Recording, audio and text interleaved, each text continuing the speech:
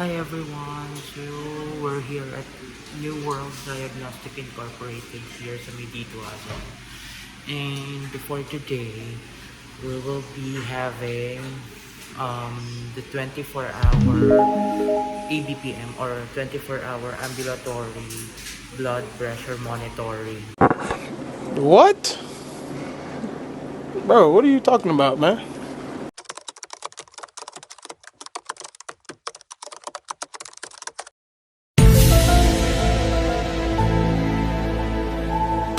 So, if you're wondering why am I doing this, kasi my dentist um, will extracting my tooth. Bubunutin niya yung nandito sa bagang ko. However, nung time na bubunutin niya na, medyo mataas yung blood pressure ko. So he is asking for a medical clearance to see if wala akong any complications or problems with my blood pressure. Or in short, gusto niya lang ma-check kung high blood ba talaga ako or what na. Ayun, so 2 days ko na itong ginagawa. First is, yesterday nag-ano ako na ano ba yun? Na laboratory test ako sa may Malabon, which was my considered as home clinic kasi doon talaga ako nagpapacheck kasi nga malapit sa amin. So, and then ngayon, nandito nga tayo sa New World Diagnostic Incorporated for the 24-hour ABPM. So the purpose of this is just to really check kung high blood ba talaga ako. So mamaya parang may apparatus silang ibibigay sa akin that will monitor my blood pressure for the next 24 hours. Papakita ko sa inyo mamaya. Actually medyo late na nga ako dito kasi dapat 8:30 yung appointment ko but it's already 9:04. So, well, this is for for our health and security. So, okay, update ko kayo later. Soon after. So, update lang, hindi pala ako late dahil ang appointment ko pala is at 10 p.m. pa. So, ay 10 a.m. So, 9:18, I still have 40 minutes to spare. And, well, I guess I will just have to wait here and wait until matawag yung matapos ko yung process for today. So, I'll keep you posted.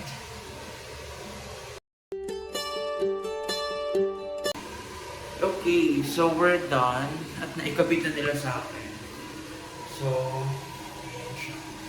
Ito yung magmamonitor ng BP ko. Every 15 minutes daw sabi ni ate. But, ayun, parang TBB housemate na may lapel na nakasabit for the next 24 hours. So, good luck sa akin. And I hope that your result will be okay. I'll keep you posted. A few moments later. Okay, so nandito tayo ngayon sa may kahabaan ng nowhere. So, ayan, nakasukbit pa rin siya sa akin. 24-hour ano nga to, BP monitoring. So, every 15 minutes nagre-record siya.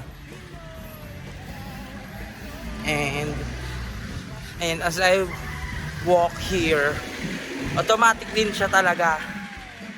Bini-BP ka niya. So, good luck sa akin for the next 24 hours. Well, sorry po yan. So, ang instruction sa akin, bawal lang ako maligo for the next 24 hours kasi mababasa yung equipment.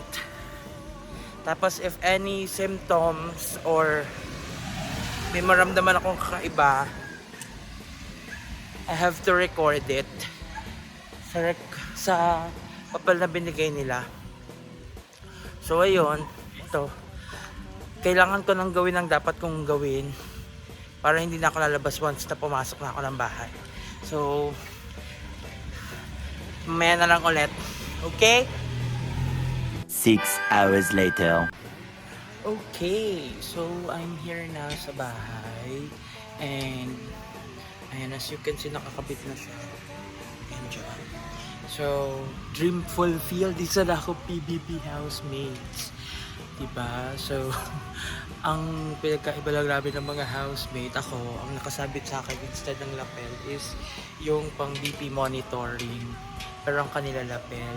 Pero everything is just the same kasi hindi ko siya pwedeng tanggalin and hindi siya pwedeng mabasa. So, ayun lang naman. So, ayan, kagaya niya, nagre-record siya.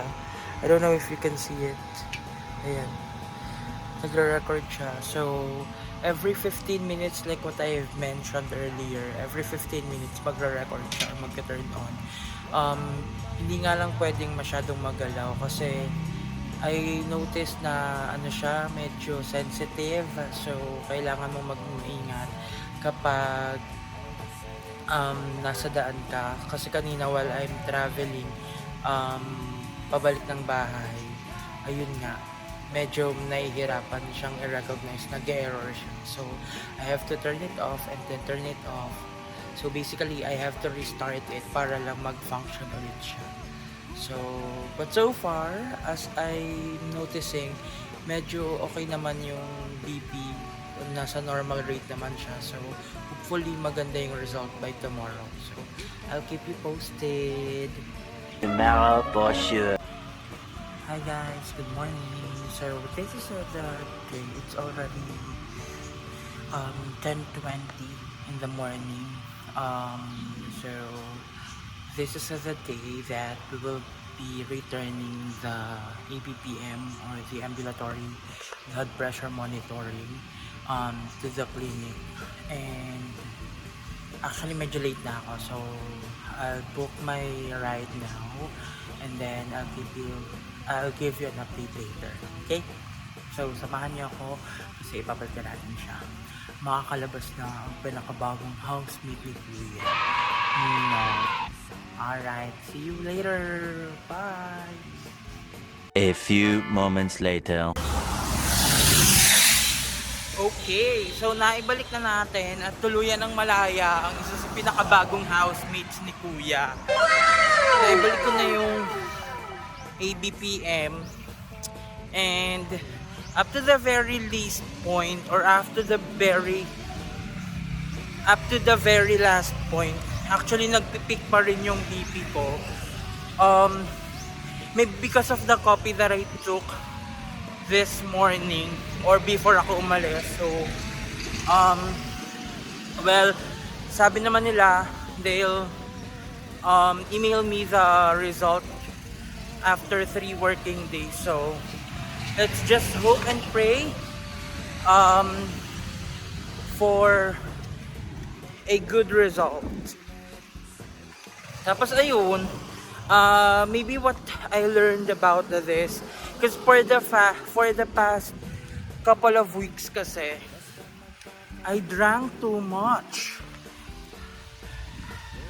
So ayun, and I maybe abused myself as well, my body. That is why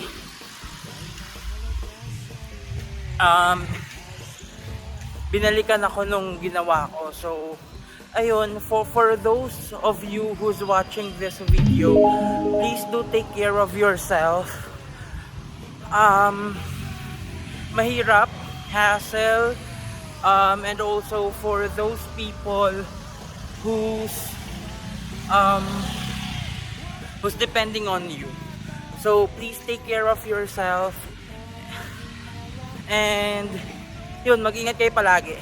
Thank you, and please, if you like this video, please comment, share and like this video, and please subscribe as well to my channel and hit that bell notification icon for you to be notified for my latest video. So that's it. Thank you again guys and see you soon. Bye.